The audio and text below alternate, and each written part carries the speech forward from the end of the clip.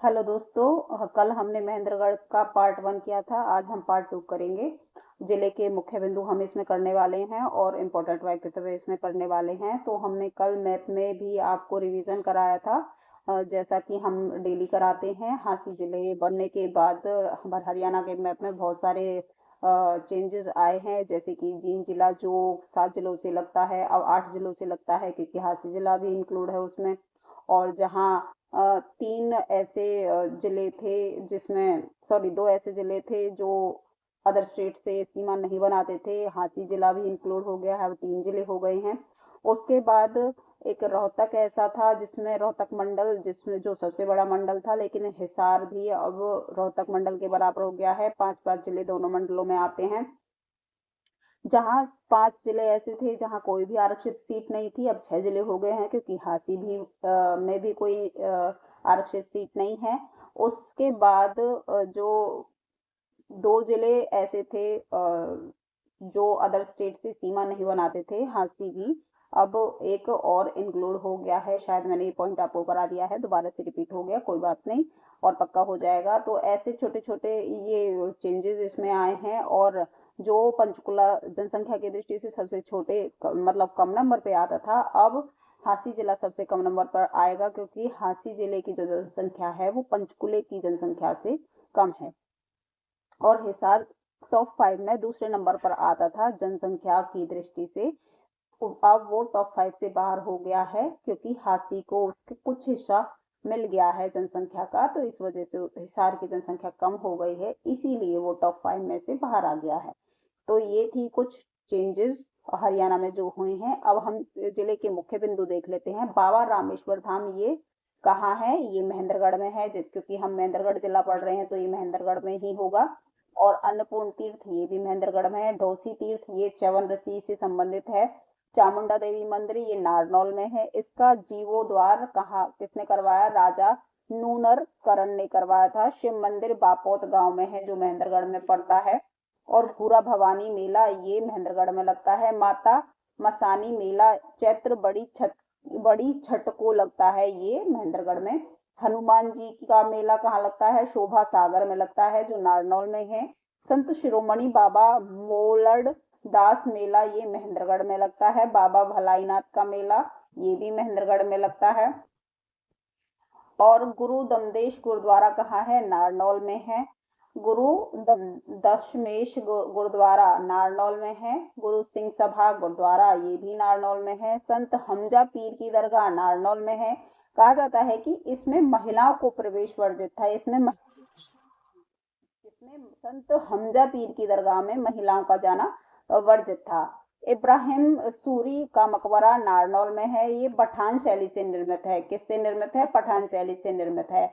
जाहिम खां का मकबरा नारनौल में है। ये विलायती का मकबरा भी नारनौल में, ये भी पठान शैली से निर्मित है। शाहकुली खां का मकबरा नारनौल में है।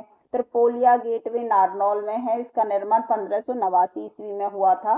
तात्या टोपे का किला महेंद्रगढ़ में है। मिर्जा अली की बावड़ी ये नारनौल में है।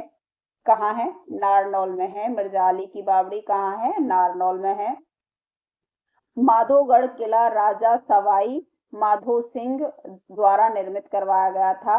कौन सा? माधोगढ़ किला किसके द्वारा करवाया गया था? राजा सवाई माधो सिंह द्वारा निर्मित करवाया गया था। आराम कोसर ये शाह कुली खां द्वारा निर्मित करवाया गया था। नारनौल में है जो यह त्रिपोलिया गेट का प्रवेश द्वार है। किसका द्वार है? त्रिपोलिया गेट द्वार का प्रवेश द्वार है। शोभा सागर झील ये भी नारनौल में है।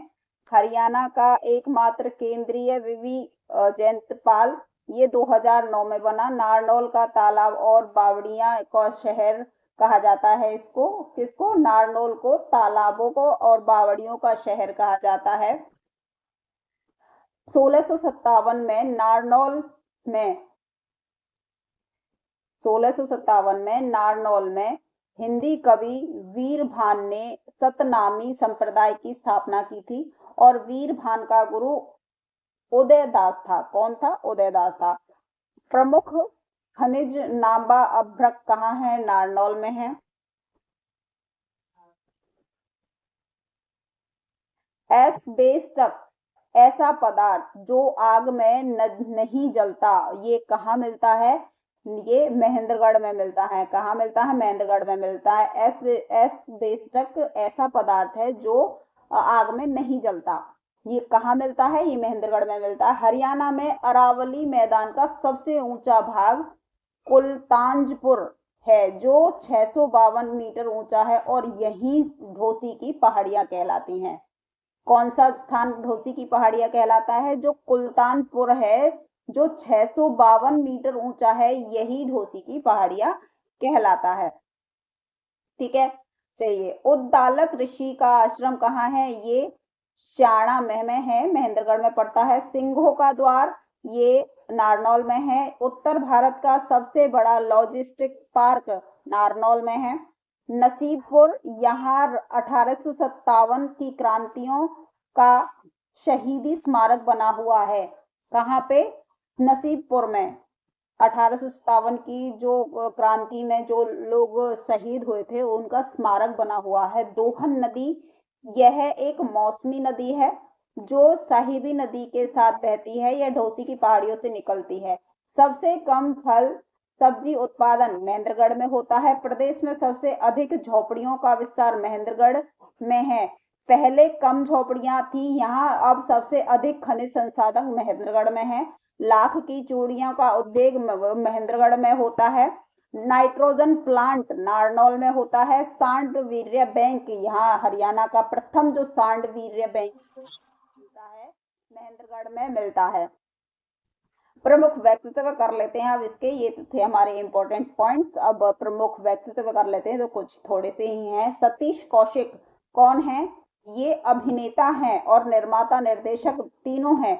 इन्होंने इनकी फिल्म है रूप की रानी चोरों का राजा, जो कि जिसमें अनिल कपूर थे और श्रीदेवी जी थी। उन्होंने रूप की रानी और चोरों को राजा फिल्म में इनको हीरो हीरोइन के रूप में लिया था, और विलन थे इसमें अनुपम खेर, शायद, अगर मैं ठीक हूँ तो ये इन्होंने इस फिल्म को बनाया था। इसमें ये अभिनेता, निर्माता और निर्देशक दोनों रहे। अच्छा, सुरेंद्र शर्मा कौन है? ये हास्य रस कवि हैं, जो कि ज्यादातर पति पत्नियों पर व्यंग्य कसते हैं, चुटकुले सुनाते हैं। और नांगल चौधरी, टैग लाइन, 4 लाइना सुना रया सू, ऐसे इनकी टैग लाइन क्या होती है? 4 लाइनें सुना रया सू। तो गुजरमल मोदी कौन है? ये प्रसिद्ध बिजनेसमैन है। ये बहुत बड़े बिजनेसमैन है। बाबा रामदेव, जो सब सब कुछ जानते हैं, वो बहुत बड़ी बड़ी कंपनियां हैं उनको। ये जो कौन सी कंपनी है इसकी, सैयद अलीपुर से रहने वाले हैं ये। संदीप कुमार, ये पैदल चल ने की इन्होंने वो निभाई भूमिका। तो ये थे कुछ महेंद्रगढ़ से हमारे प्रमुख व्यक्तित्व जो उभर कर सामने आए। तो आज की क्लास हम यही समाप्त करते हैं। कमेंट करके जरूर बताना आप लोगों को, और कोई डाउट हो तो मिलते हैं नेक्स्ट वीडियो में। शेयर लाइक करते रहा करो, जिससे मेरा भी हौसला बढ़ता रहे, और ऐसे ही आप लोगों की क्लास लेके आती हूँ और भी अच्छे से क्लास लूँ। और अगर आप लाइक शेयर अच्छे से करोगे तो मैं लाइव क्लास भी लेके आऊंगी। अगर आप लोगों की संख्या बढ़ेगी तो ही मैं लाइव क्लास लूंगी, नहीं तो ऐसे ही मैं वीडियो डालकर आप लोगों के लिए क्लास बनाती रहूंगी। ठीक है, मिलते हैं नेक्स्ट क्लास में। तब तक के लिए धन्यवाद।